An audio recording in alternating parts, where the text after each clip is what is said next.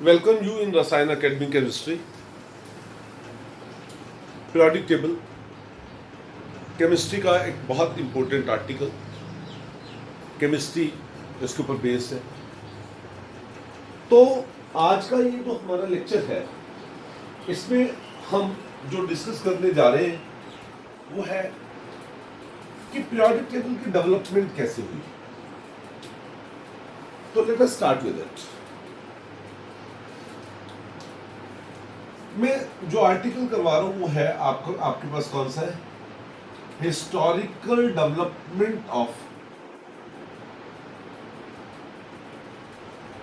Periodic table. Historical development of periodic table. ये जो discussion है बहुत इंपॉर्टेंट डिस्कशन है, सिंपल है, इंफॉर्मेटिव है और एक आइडिया देती है कि कैसे एक चीज़ को डेवलप किया जाता है, कैसे डे टू डे मतलब में एक कोई चीज़ें डेवलप हुई।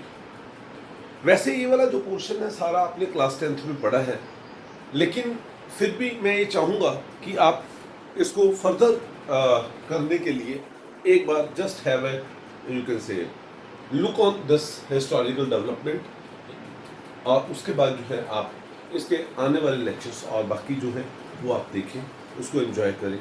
मीन्स जो आपका 11th का पोर्शन है ये आपका 10th में मेनली आपने डिस्कस किया हुआ है, but it doesn't mean at all कि आपका ये फाइनल में इसमें से कुछ आएगा नहीं, 100% आएगा, ऑब्जेक्टिव्स में तो आएगा।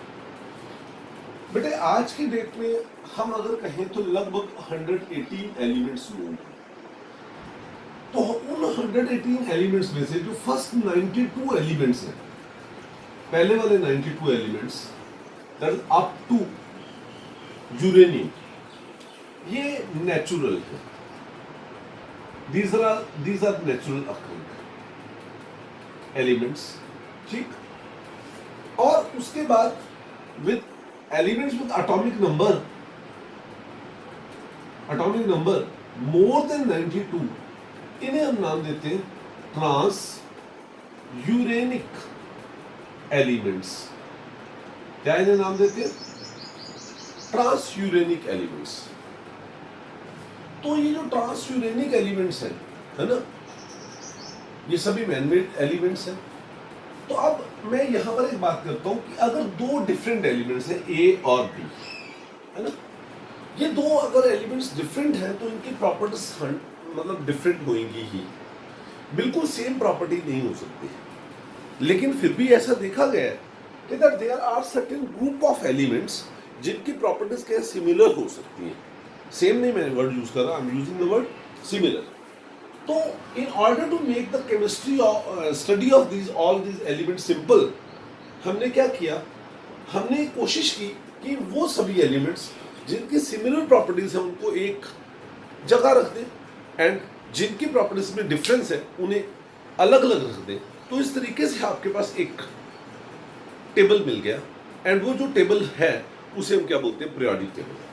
इसका मतलब पीरियोडिक टेबल को अगर मुझे बड़े सिंपल वे में डिफाइन करना हो तो मैं ये इसको ऐसे डिफाइन करूंगा, it is a table which classify the elements, जो एलिमेंट्स को क्लासिफाई करता है according to their properties, according to their properties. कैसे? in such a way that the elements with similar properties are grouped together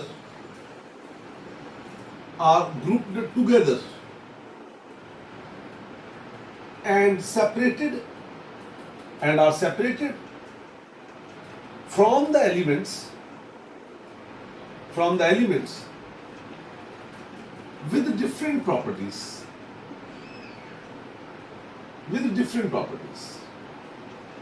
ये एक simple सी definition है, बड़ी understandable सी definition है पीरियोडिक टेबल की। So I just told you that periodic table is a table which classifies the elements according to their properties in such a way that the elements with similar properties are grouped together and they are separated from those elements which are having different properties. अब ये देखिए कि हर चीज जैसी आज दिखती है वो कल वैसी नहीं थी, और अगर मैं कहूं कि कल वैसी होगी तो ये भी ठीक है, कल वो वैसी नहीं होगी। चेंज होता रहता है, चेंज होता रहता है depending upon the situations, facilities, everything. काफ़ी चीज़ों के ऊपर डिपेंड करता है, इंफॉर्मेशंस। तो उसी बात को ध्यान में रखते हुए मैं इस बात को समझाता हूँ आपको कि पीरियोडिक टेबल जैसा आज हम देखते हैं उसको डेवलप होने में टुक ईयर्स टुगेदर। तो शुरू में क्या क्लासिफिकेशन थी? सबसे पहली क्लासिफिकेशन वैसे फंडामेंटली एलिमेंट्स की ऐसे हुई कि हमने एलिमेंट्स को दो पार्ट्स में क्लासिफाई किया, और मैं कहा कि जो एलिमेंट्स हैं वो दो टाइप के हो सकते हैं। कौन कौन से वो दो टाइप के एलिमेंट्स हैं? They can be metals and they can be non metals. लेकिन इतने सारे एलिमेंट्स को सिर्फ दो ही पार्ट्स में डिवाइड कर देने से कोई बात नहीं बनती, ज़्यादा बात नहीं बनती। तो इसलिए फर्दर डिवीज़न की जो है ना, मतलब यू सी वर्क उसके ऊपर कैसे उसको डिवीज़न किया जाए, उसका वर्क होना शुरू हुआ। एंड उसमें अटेम्प्ट की, और वो अटेम्प्ट थी that was done by Dobereiner. उसने एक लॉ दिया, Dobereiner law of triads. It is not trade, triads. Triad का मतलब ग्रुप ऑफ थ्री। तो डॉयबेरेनियर ने बेसिकली क्या किया? डॉयबेरेनियर ही अरेंज्ड, उसने अरेंज किया the elements having similar properties, having similar properties in increasing order of their atomic mass in group of three, in group of three। उसने जो एलिमेंट्स थे जिनकी सिमिलर प्रॉपर्टीज थी उनको अपनी increasing order of atomic mass में रख दिया इन द ग्रुप ऑफ थ्री, जिसे हमने क्या नाम दिया? ट्राइड। जिसे हमने नाम क्या दिया? ट्राइड। एंड उससे क्या उसने ऑब्जर्व किया? एंड इट वाज ऑब्जर्व क्या? That the atomic mass of central atom is either क्या है? सेम। वो या तो सेम था or approximately same as simple arithmetic mean of atomic mass of first and third element, of atomic mass of first and third element। इस बात को समझने के लिए एग्जांपल लेते हैं। एग्जाम्पल क्या है? सपोज मैंने यहां पर एग्जाम्पल ये ट्राइड का, और वो ट्राइड है मेरे पास लिथियम, सोडियम, पोटाशियम। लिथियम है, सोडियम है, पोटाशियम है। अगर लिथियम का एटॉमिक मास देखें, एटॉमिक मास, तो ये होता है 7, सोडियम होता है 23 और पोटाशियम क्या होता है 39। These three elements, they are having similar properties and they are arranged in increasing order of their atomic mass in the group of three। तो ये ट्राइड हुआ। तो इसमें atomic mass of first element is say 7, third element is say 39 by 2 is equal to 46 by 2 equal to 23। तो इसका atomic mass और ये atomic mass same है, बराबर है, एक है। और एग्जाम्पल लेते हैं। एग्जाम्पल है सपोज क्लोरीन, ब्रोमीन और आयोडीन। क्लोरीन का जो एटॉमिक मास होता है वो होता है 35.5, ब्रोमीन होता है 80 एंड आयोडीन होता है 127। ठीक? तो this also triad, chlorine, bromine, iodine, and this is their atomic mass and these three elements they are arranged in order of their increasing atomic mass, इसलिए दिस इज ट्राइड। अब मैं अगर ये कहूं इसमें क्या 35.5 प्लस 127 बाय 2 ये आता है 81.25। कितना आता है? 81.25। which is approximately same as that of this 80. Approximately same as that of this 80. और मैं एक एग्जांपल लेता हूं, and example is sulphur, selenium और टेल्यूरियम. सल्फर, सेलेनियम और टेल्यूरियम. सल्फर होता है 32, जो सेलेनियम होता है वो 79 और 128. ये होता है 79 और ये 128. तो इन दोनों को अगर आप देखें तो 128 plus 32 is equal to 80 by 2. इसको कर दें तो ये अप्रोक्सीमेटली इसके बराबर है. तो इसको डाइवर्नियर लॉ क्या कहता है कि when the elements having similar properties are arranged in the group of 3 in increasing order of their atomic mass, so then the atomic mass of the central atom is either same or approximately same as that of the simple arithmetic mean of first and third element. तो बच्चों अगर हम ये कहें कि इससे क्या conclusion क्या निकला, मतलब ये जो स्टडी करने से क्या कंक्लूजन क्या निकलता है, इससे एक सिंपल कंक्लूजन निकलता है क्या कि there should be some relationship between the atomic mass of the element and the properties of the element. में एटॉमिक मास और प्रॉपर्टीज ऑफ द एलिमेंट में कोई ना कोई एक संबंध, एक रिलेशनशिप है. चलिए इस बात को थोड़ा और आगे लेकर चलते हैं, और वो ये है नेक्स्ट जो साइंटिस्ट आया वो था Newlands law of octaves. Scientist था न्यूलैंड और उसने लॉ दिया न्यूलैंड्स लॉ ऑफ ऑक्टेव्स. तो व्हाट डिड न्यूलैंड? न्यूलैंड ने क्या किया? Lithium, beryllium, boron, carbon, nitrogen, oxygen, fluorine, neon, sodium, magnesium, aluminium, silicon, phosphorus, sulphur, chlorine, argon, potassium, calcium. यहां पर 2 एलिमेंट्स और हैं, और कौन से एलिमेंट्स हैं? नियॉन और यहां पे argon. Actually these elements were not known at that time, noble gases हैं. तो दीज आर ऑल, ये सभी क्या हैं? These are all lighter elements.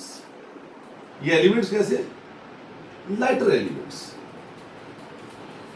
तो Newland said that when lighter elements they are arranged in the group, arranged in order of their increasing atomic मास.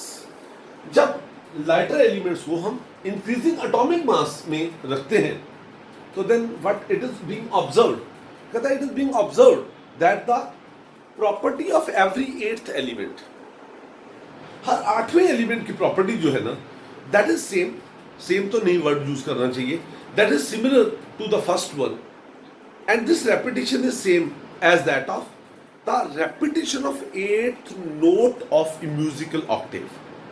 आपको पता musical Octave क्या है? स रे ग म प ध नि सा, है ना? तो ऐसे ही जैसे हम ये कहते हैं क्या, स रे ग म प ध नि सा, तो इसकी प्रॉपर्टीज क्या मिल गई? यहां से शुरू कर लो, स रे ग म प ध नि सा, इसके साथ देखिए इस तरीके से. इससे भी एक चीज क्लियर हुई, एंड व्हाट इज दैट कि there is a correlationship between atomic mass and the properties of the elements. लेकिन इस लॉ की कुछ लिमिटेशंस थी, कुछ कमियां थी, और कमियां ये थी कि that this law is applicable only to the lighter elements. दूसरी प्रॉब्लम ये थी कि न्यूलैंड के टाइम पर 56 एलिमेंट्स नोन थे. जब न्यूलैंड ने अपना ये लॉ दिया, eight that time 56 elements were known. तो उसने बड़ा प्राउडली ये बात कह दी कि इसके बाद कोई और एलिमेंट डिस्कवर नहीं होंगे. That is wrong. बाद में आज हमें पता है लगभग 118 एलिमेंट्स हमें पता है. खैर इससे भी एक चीज का रिलेशनशिप प्रूफ हुआ कि that there is a relationship between the properties of the elements and atomic mass. इसके बाद जो नेक्स्ट बात आई वो है, हमारे पास एक और लॉ आया, और वो लॉ था Lothar Meyer periodic law. Lothar Meyer periodic law. Yes. Basically जो लोथर-मेयर था, that was he was a physicist. वो फिजिकल प्रॉपर्टीज उसने स्टडी की. फिजिकल प्रॉपर्टीज में क्या कुछ आता है? Atomic mass, atomic number, volume, atomic volume, density, melting point, boiling point, solubility, etcetera etcetera. तो उसने क्या किया? फिजिकल प्रॉपर्टीज को स्टडी किया and he related the physical properties with that of से एक टर्म उससे यूज की, और वो टर्म थी क्या? Atomic volume. मैं आपको बताना चाहता हूँ एटॉमिक वॉल्यूम किसके बराबर होएगा. आपको पता है डेंसिटी इज इक्वल टू क्या होता है? Mass upon volume. तो volume is equal to mass upon density. Volume किसके बराबर होगा? Mass upon density.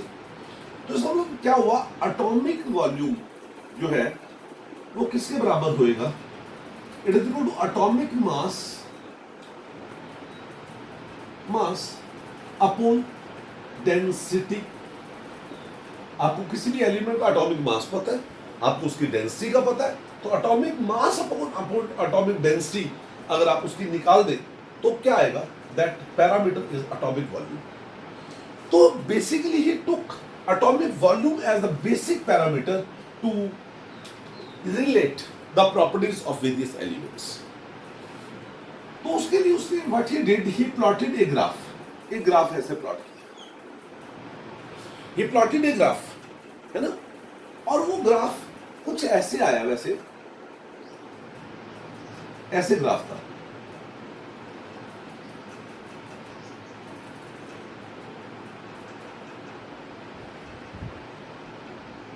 लगभग ऐसे. This was the curve. ये ग्राफ था. ये इधर आपने क्या लिया? You have taken atomic volume, और इधर आपने क्या लिया? Atomic mass. तो ये प्लॉटेड दीज टू थिंग्स. इन दोनों चीजों को उसने ऐसे प्लॉट किया. तो जब उसने इस प्लॉट इन कर्व्स को स्टडी किया तो उसे बड़ा एक सरप्राइजिंग फैक्टर्स समझ आए, सामने आए उसके. जैसे एक ये फैक्टर था. What is that? ये पोजीशन थी लिथियम की, ये सोडियम की, ये पोटेशियम की, ये रुबिडियम की, और ये सीजियम की. अब ये देखो कि इसमें इन सभी में ने इन सभी पीक्स की टॉप पोजीशन ली है, और इन सभी की प्रॉपर्टीज एक जैसी.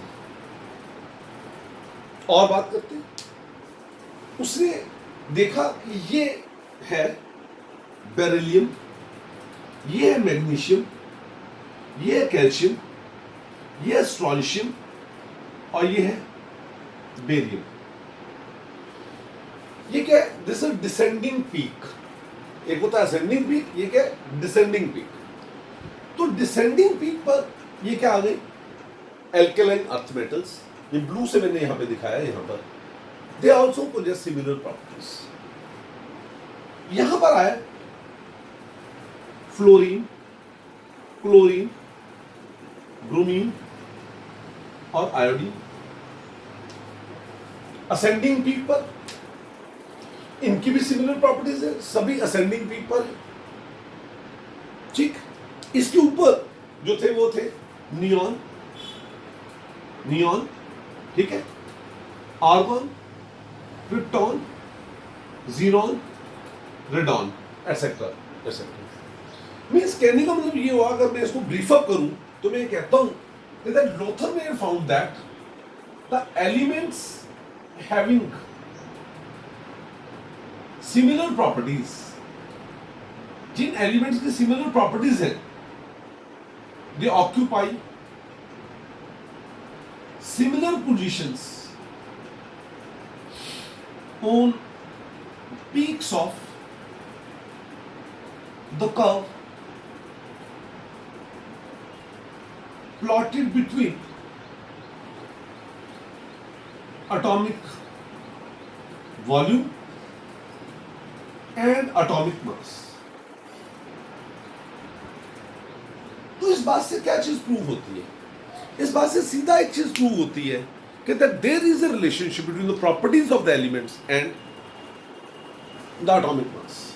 इन दोनों में एक रिलेशनशिप है, पक्का एक रिलेशनशिप है, 100% इसमें कोई रिलेशनशिप। तो इसने एक लॉ दिया, and what is that law? उस लॉ को क्या नाम देते हैं? Lothar Meyer periodic law. जो लोथर-मेयर पीरियोडिक लॉ है वो उसकी ये स्टेटमेंट है, वो ये कहता है, देखिए वो ये कहता है क्या? Physical properties of the elements. क्या बोलता है वो? Physical properties of elements. जो डिफरेंट एलिमेंट्स हैं उनकी फिजिकल प्रॉपर्टीज जो है आर पीरियोडिक फंक्शंस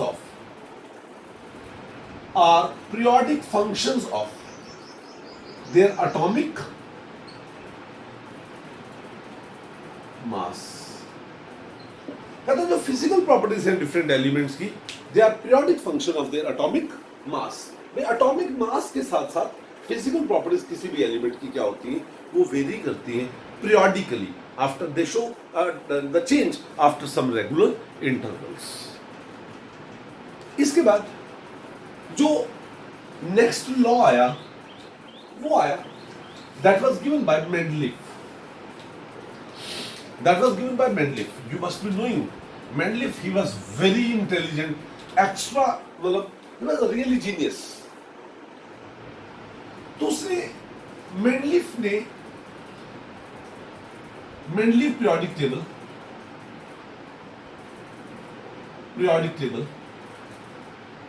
या periodic law पहले बोलते हैं, Mendeleev periodic law। तो Mendeleev basically studied chemical properties। Mendeleev ने basically chemical properties को study किया of various elements, and to study chemical properties को study करने के लिए he took the base of valency of elements। जो एलिमेंट्स की वैलेंसी को उसने बेस लिया to study the chemical properties of the compounds, जिसमें उसने फंडामेंटली दो चीजें ली। What is that? Formula of hydrides, मतलब compounds with hydrogen, and formula of oxides, that is compounds with oxygen। ये उसने बेसिकली ये दो चीजें, formula of hydrides and formula of क्या? ऑक्साइड्स। तो ये दो चीजें उसने बेसिक फंडामेंटल ली to study the properties of various compounds. And जब उसने इन कंपाउंड्स की प्रॉपर्टीज को स्टडी किया तो व्हाट ही फाउंड, उसको क्या पता लगा कि इनकी केमिकल प्रॉपर्टीज में को रिलेशनशिप है। The chemical properties of these elements, the properties of the hydrides, properties of the oxides, valency etcetera, इनमें एक पीरियोडिक रिलेशनशिप है। और वो पीरियोडिक रिलेशनशिप किसमें है? There is a periodic relationship between the properties of these elements and atomic mass of that element. तो इसके basis के ऊपर उसने एक लॉ दिया, और वो लॉ क्या था? इसने कहा क्या कि chemical properties of the elements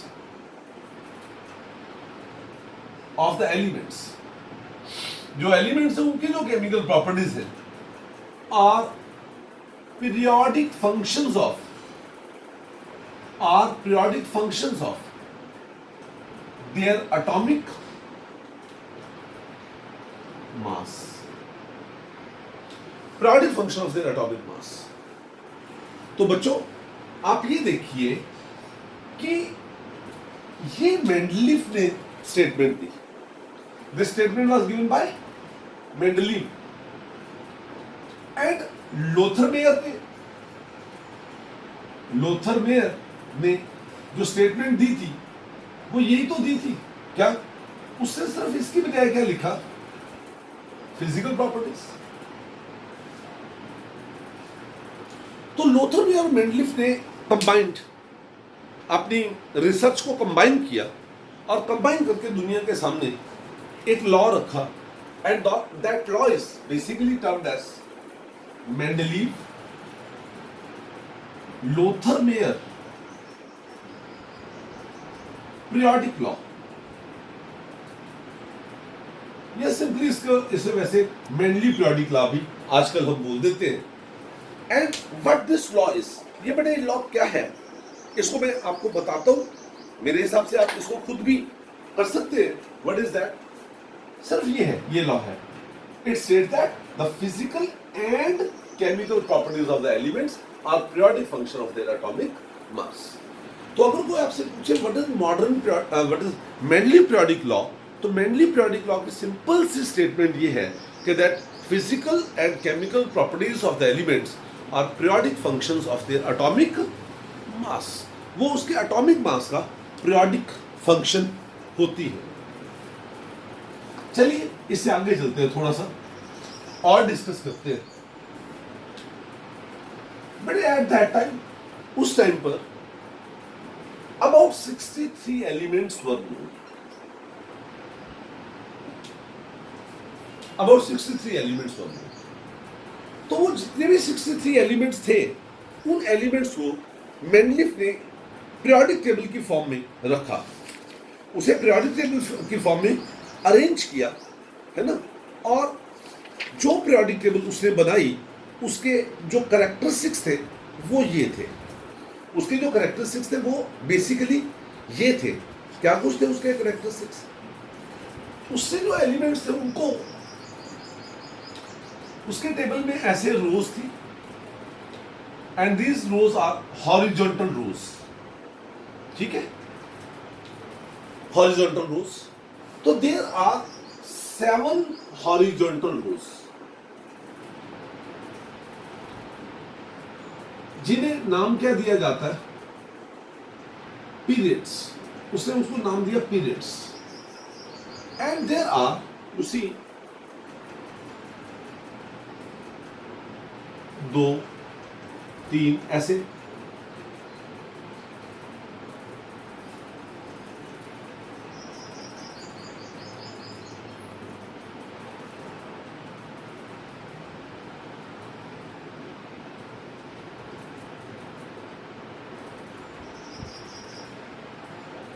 And there were 8 vertical columns. 8 vertical columns. 1, 2, 3, 4, 5, 6, 7 और ये 8. 8 vertical columns, which are termed as 8 vertical columns, which are termed as groups. जिन्हें नाम क्या दे दिया, ग्रुप्स। भाई ये ग्रुप्स हैं। तो there are 7 horizontal rows termed as periods and 8 vertical columns which are termed as groups, जिन्हें हमने ग्रुप्स का नाम दिया। अब ये जो हर एक ग्रुप है, that is further subdivided as group A B, A B, A B, B, except 8 group को फर्दर सब डिवाइड नहीं किया गया। ओरिजिनल जो मेनली पीरियोडिक टेबल थी उसमें 63 एलिमेंट्स थे, लेकिन बाद में जैसे जैसे एलिमेंट डिस्कवर होते चले गए, तो इन एलिमेंट्स को उसी टेबल में हमने फिटअप करने की कोशिश की। एंड उसी चक्कर में यहाँ पर एक और भी वर्टिकल कॉलम लगा दिया गया, जिसे क्या नाम दिया जाता है, जीरो ग्रुप। और इस जीरो ग्रुप में बेसिकली क्या है, noble gases, helium, argon, helium, neon, argon, krypton, xenon, radon, ये है आज की डेट में जो प्लेस है। नाउ ये इस तरीके से एक पीरियोडिक टेबल को फ्रेम अप किया गया, and this was a wonderful table, बहुत अच्छा टेबल था। तो चलो बहुत अच्छा था, तो इसकी हम सबसे पहले बात क्या करेंगे, we shall study about the usefulness of Mendeleev periodic table. भाई जो मेंडलीफ पीरियोडिक टेबल है, इसकी यूजफुलनेस क्या कुछ है, तो उसको सबसे पहले इसकी यूजफुलनेस तो ये है। देखिए, कभी भी कोई भी चीज सिस्टेमेटाइज की जाती है तो उसकी यूजफुलनेस, उसकी यूटिलिटी क्या होती है कि उससे एक चीज स्मूथ हो जाती है, सिस्टेमेटिक हो जाती है। हमें उसको मीन्स आप ये कह सकते हैं कि दैट इज उसको स्टडी करना आसान हो जाता है। तो हम ये कह सकते हैं because it was the first attempt to arrange the elements according to their properties, so therefore it systematized the study of, you see, various elements, different elements की जो स्टडीज है उसको सिंप्लीफाई किया, सिस्टेमेटाइज किया. Second is what, discovery of new elements. Discovery of new elements, नए elements की discovery. सुनिए, ऐसे मैंने आपको बताया कि मेंडलीव पीरियोडिक के टाइम पर 63 एलिमेंट्स नोन थे. मेंडलीव के टाइम पर 63 एलिमेंट्स नोन थे, लेकिन उसने जो अपना पीरियोडिक टेबल बनाया उसके में कई जगह खाली छोड़ दी, जिसके बारे में उसने कहा कि फ्यूचर में कुछ और साइंटिस्ट आएंगे, तो जब वो आएंगे तो पर्टिकुलर जगह उसके लिए छोड़ दी, वो जो एलिमेंट डिस्कवर होंगे उनकी ये प्लेस होगी. एक तो ये बात. और कई जगह पर तो उसने कमाल कर दिया, और वो ये था कि उसने कई एलिमेंट्स की पोजीशन को उससे पहले ही प्रिडिक्ट कर दिया. उससे पहले ही प्रिडिक्ट कर दिया. जैसे यहां पर फोर्थ ग्रुप में ये कार्बन, सिलिकॉन, टिन, लेड. इससे पहले बोरोन, एल्यूमिनियम, इंडियम और थैलियम. ये जो मैं रेड से दिखा रहा हूं ये एलिमेंट्स तो नोन थे पहले. उस टाइम पर ये एलिमेंट नोन नहीं था. कौन सा? Boron, aluminium, gallium. यहां पर जर्मेनियम. ये एलिमेंट्स नोन नहीं थे. कौन कौन से एलिमेंट्स नोन नहीं थे?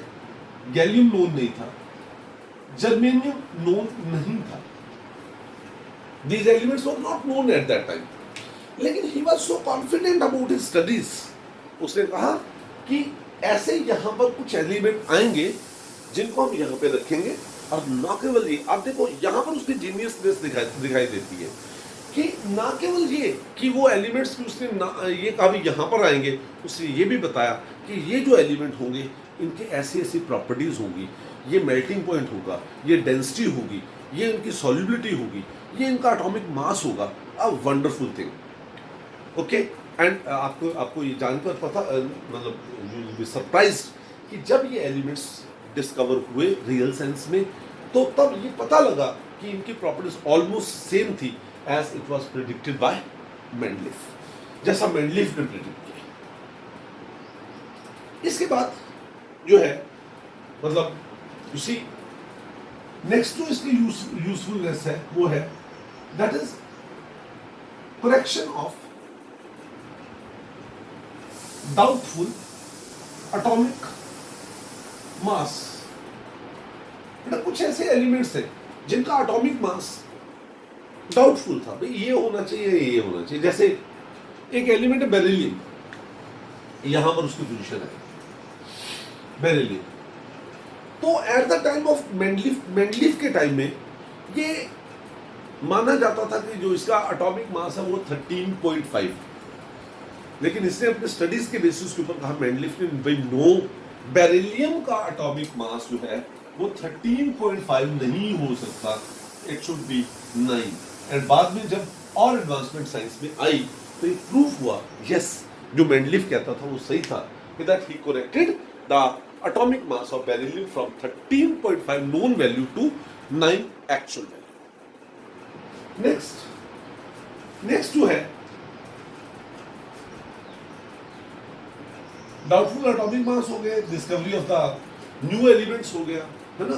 तो इस तरीके से मतलब these are certain usefulnesses of what is known as a modern periodic table. I'm sorry, modern Mendeleev periodic table, not modern periodic table. तो ये मतलब these are certain, you can say, utilities कि जो मतलब Mendeleev periodic table से मिली. लेकिन because I just told you कि Mendeleev ने जब ये periodic table दिया, बड़ा एडवांस फंडामेंटल लेवल पर था. उस टाइम पर केमिस्ट्री इतनी डेवलप नहीं थी, लेकिन फिर भी उसने पीरियोडिक टेबल दिया. तो उसमें आज की डेट में जब हम देखते हैं तो हमें ये लगता भी कुछ कमियां रह गई. हालांकि वो बहुत मेजर मिस्टेक्स नहीं थी, लेकिन कुछ कमियां रह गई. वो कमियां क्या है, एक बार उसको पढ़ लेते हैं. सबसे पहली कमी तो ये है, इट्स पोजीशन ऑफ हाइड्रोजन। क्या है पोजीशन ऑफ हाइड्रोजन? असल में अगर मैं इस पीरियोडिक टेबल की बात करूं तो हाइड्रोजन को यहां पर रखा गया है। ये जो मेनली पीरियोडिक टेबल है उसमें हाइड्रोजन को ग्रुप फर्स्ट ए के टॉप पे रखा गया है। इसके नीचे जो एलिमेंट्स हैं वो है lithium, sodium, potassium, rubidium, caesium और फ्रेंशियम। ये एलिमेंट्स हैं। इन एलिमेंट्स को वैसे हम नाम देते हैं एल्कली मेटल्स। नेक्स्ट लेक्चर में हम काफी डिटेल में डिस्कस करेंगे। और यहां पर ग्रुप 7th ए में एलिमेंट्स हैं फ्लोरीन, क्लोरीन, ब्रोमीन और आयोडीन। ऐसा देखा गया है कि जो हाइड्रोजन है उसकी कुछ प्रॉपर्टीज ऐसी हैं विच रिजेंबल विद किससे? Alkali metals. लेकिन at the same time hydrogen की कुछ ऐसी प्रॉपर्टीज भी हैं जिसके जो फ्लोरीन, क्लोरीन, ब्रोमीन, आयोडीन मतलब हैलोजेंस के साथ रिजेंबल करती है। तो अगर इसको एल्कली मेटल के साथ रखा जा सकता है तो it was a question raised कि उसे यहां पर क्यों नहीं रखा जा सकता। तो therefore we say that the position of hydrogen in Mendeleev periodic table is not justified. Next है, that is arrangement of elements according to descending atomic mass। I think अभी तक आपने इस बात को तो समझ ही लिया है कि मैंने जो आपको पीरियोडिक टेबल अभी ये बताया और इसमें ये बताया कि जो मॉडर्न मेंडलीव पीरियोडिक टेबल है दैट इज बेस्ड अपॉन किस चीज के ऊपर बेस्ड है? That is based upon atomic mass. तो इसमें जितने एलिमेंट्स हैं दे should be arranged in order of their increasing atomic मास। लेकिन कुछ ऐसे एलिमेंट्स हैं, है ना, जैसे यहां पर क्या है? आयोडीन। इससे पहले होता है टेल्यूरियम, है ना। तो टेल्यूरियम का एटॉमिक मास ज्यादा है देन आयोडीन, लेकिन उसको पहले रखा गया देन आयोडीन से। ऐसे कोबाल्ट और निकल का केस है। कोबाल्ट का एटॉमिक मास ज्यादा है लेकिन उसको पहले रखा गया है, और निकल का एटॉमिक मास कम है लेकिन उसको उसके बाद में रखा गया। That could not be justified. Next is position of isotopes. आपको पता है आइसोटॉप्स क्या होते हैं? जैसे H11, H12, H13। जैसे अगर मैं कहूं क्लोरीन 1735, क्लोरीन 1737 एटॉमिक मास है। तो isotopes are basically the atoms of the same element having different atomic mass. तो अगर डिफरेंट आइसोटॉप के एटॉमिक मास डिफरेंट है and Mendeleev periodic table is based upon atomic mass, तो then they should be given, उनको क्या देना चाहिए? They should be given different position in the periodic table. लेकिन no such separate position is being assigned to various isotopes. Next is the elements of group 8 are not divided further. भाई ये जो group 8 है, ये वाला, ये group 8 है। यहां पर जो एलिमेंट्स है ना, इन एलिमेंट्स को आगे फर्दर डिवाइड नहीं किया गया। एज इफ कि बाकी सभी एलिमेंट का तो प्रॉपर्टीज के साथ रिलेट हुआ और जो कुछ नहीं पता लगा उसको उठा के 8th ग्रुप में डाल, तो इनकी पोजीशन जस्टिफाइड नहीं है। Next is some elements with different properties are also grouped together। कुछ एलिमेंट्स जिनकी डिफरेंट प्रॉपर्टीज हैं उनको भी इकट्ठा रखा गया। जैसे एग्जांपल मैं ये लेता हूं, and what that example is, है ना, ये आपके पास है बेटे कॉपर, यहां पर सिल्वर और गोल्ड। कॉपर, सिल्वर और गोल्ड। असल में ये एल्कली मेटल्स हैं इन ग्रुप 1A, और ग्रुप 1B में कॉपर, सिल्वर और गोल्ड है। इन तीनों एलिमेंट्स को नाम दिया जाता है and that is coinage metals. Coins बनते थे पहले इसमें। तो इन एलिमेंट्स को रखा गया कहां पे? एल्कली मेटल्स के साथ। अब क्वेश्चन ये है भाई इनको एल्कली मेटल का क्यों रख दिया? ये तो हाईली स्टेबल एलिमेंट्स हैं और ये हाईली रिएक्टिव एलिमेंट्स हैं, तो why they are placed together. इसी तरीके से यहां पर ग्रुप 1A में beryllium, magnesium, calcium, strontium, barium के साथ जो रखे गए एलिमेंट्स वो थे कौन से? जिंक, कैडमियम और मरकरी। तो इन तीनों zinc, cadmium of and mercury of group 2B are placed along with alkaline earth metals of group 1 of 2A। इनकी प्रॉपर्टीज में भी देयर इज नो कोरिलेशनशिप, इनमें भी कोई ज्यादा कोरिलेशनशिप नहीं है। तो their positions are also not justified, ये भी पोजीशन इनकी जस्टिफाइड नहीं हुई। वे क्यों इनको यहां पर रखते हैं? They should not be placed over here, इनको यहां पे नहीं रखना चाहिए। एक और बात, आज जब आप पीरियोडिक टेबल देखते हो, उस टाइम पर तो वैसे नहीं पता था, आज जब आप पीरियोडिक टेबल देखते हो तो उसके नीचे ऐसे दो लाइनें देखते हो। एलिमेंट्स की ऊपर वाली लाइन में जो एलिमेंट्स होते हैं उन्हें बोलते हैं लेंथेनॉइड्स, है ना, और नीचे वाली लाइन को बोलते हैं एक्टिनॉइड्स।